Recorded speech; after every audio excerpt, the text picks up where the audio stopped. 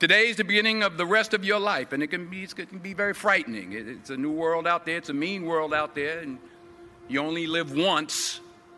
So do what you feel passionate about. Take chances professionally. Don't be afraid to fail. There's an old IQ test, was 9 dots, and you had to draw 5 lines with a pencil within these 9 dots without lifting the pencil.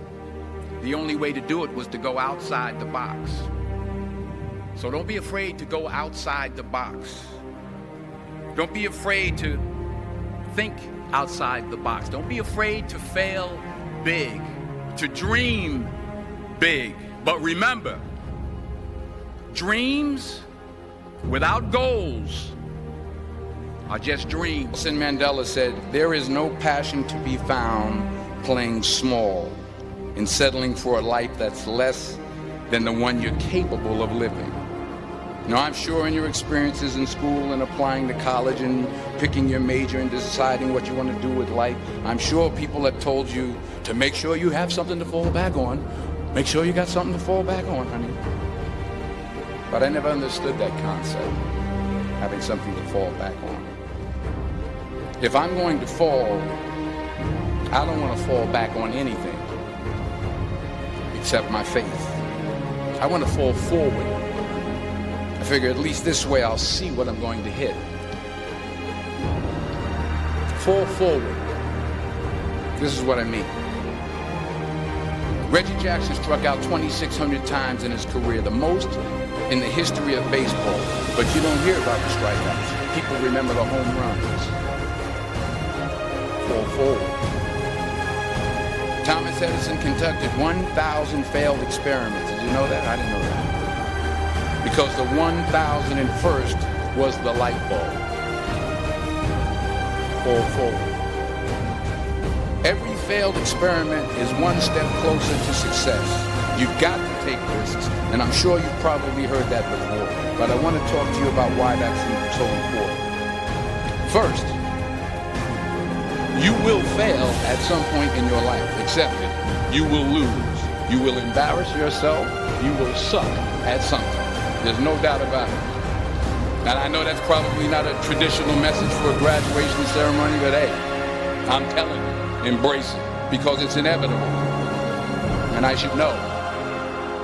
In the acting business, you fail all the time. Early on in my career, I auditioned for a part in a Broadway musical.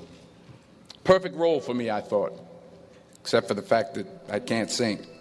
I didn't get the job. But here's the thing. I didn't quit. I didn't fall back. I walked out of there to prepare for the next audition, and the next audition, and the next audition. I prayed. I prayed. And I prayed.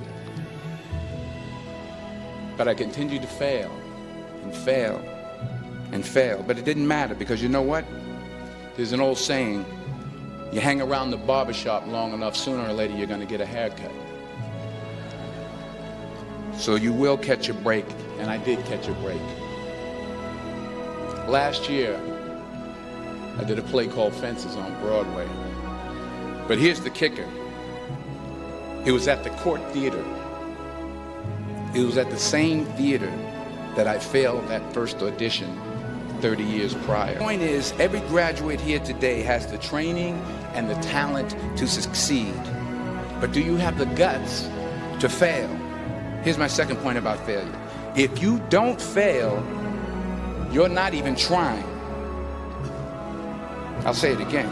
If you don't fail, you're not even trying. To get something you never had, you have to do something you never did. Les Brown's a motivational speaker. He made an analogy about this. He says, imagine you're on your deathbed, and standing around your deathbed are the ghosts representing your unfulfilled potential. The ghost of the ideas you never acted on. The ghost of the talents you didn't use. And they're standing around your bed, angry, disappointed, and upset. They say, we came to you because you could have brought us to life, they say. And now we have to go to the grave together. So I ask you today, How many ghosts are going to be around your bed when your time comes? You've invested a lot in your education, and people have invested in you. And let me tell you, the world needs your talents, man, does it ever. I just got back from South Africa. It's a beautiful country, but there are places there with terrible poverty that need help. And Africa is just the tip of the iceberg. The Middle East needs your help. Japan needs your help. Alabama needs your help. Tennessee needs your help. Louisiana needs your help. Philadelphia needs your help. We need it from you, the young people, because remember this. So you got to get out there. You got to give it everything you got, whether it's your time, your talent, your prayers, or your treasures. Because remember this. You will never see a U-Haul behind a hearse. Question is, what are you going to do with what you have? I'm not talking about how much you have. Some of you are business majors. Some of you are theologians, nurses, sociologists. Some of you have money. Some of you have patience. Some of you have kindness. Some of you have love. Some of you have the gift of long suffering. Whatever it is, whatever your gift is, what are you going to do with what you have? All right, now here's my last point about failure. Sometimes it's the best way to figure out where you're going. Your life will never be a straight path. I began at Fordham University as a pre-med student. I took a course called cardiac morphogenesis. I couldn't read it, I couldn't say it, I sure couldn't pass it. Then I decided to go into pre-law, then journalism. And with no academic focus, my grades took off in their own direction. Yeah, down. I was a 1.8 GPA one semester, and the university very politely suggested that it might be better to take some time off. I was 20 years old. I was at my lowest point. And then one day, and I remember the exact day, March 27th, 1975, I was helping my mother in her beauty shop. My mother owned a beauty shop up in Mount Vernon.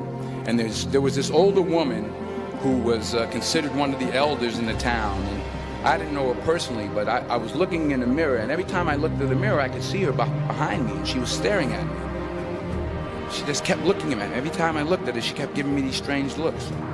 So she finally took the dryer off her head and she said something I'll never forget. First of all, she said, "Somebody give me a piece of paper. Give me a piece of paper." She said, "Young boy, I have a prophecy, a spiritual prophecy." She said, "You are going to travel the world and speak to millions of people." And in the years that followed, just as that woman prophesied, I have traveled the world and I have spoken to millions of people through my movies. Millions who up till this day couldn't see me. Who up till this day I couldn't see while I was talking to them. And they couldn't see me. They could only see the movie. They couldn't see the real me. But I see you today, and I'm encouraged by what I see, and I'm strengthened by what I see, and I love what I see. Taking risk is not just about going for a job. It's also about knowing what you know and what you don't know. It's about being open to people and to ideas. To not only take risks, but to be open to life, to accept new views, and to be open to new opinions, to be willing to speak at a commencement at one of the best universities in the country, even though you're scared stiff. While it may be frightening, it will also be rewarding.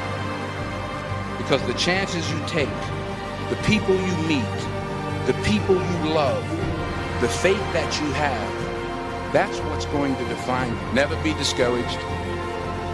Never hold back. Give everything you got.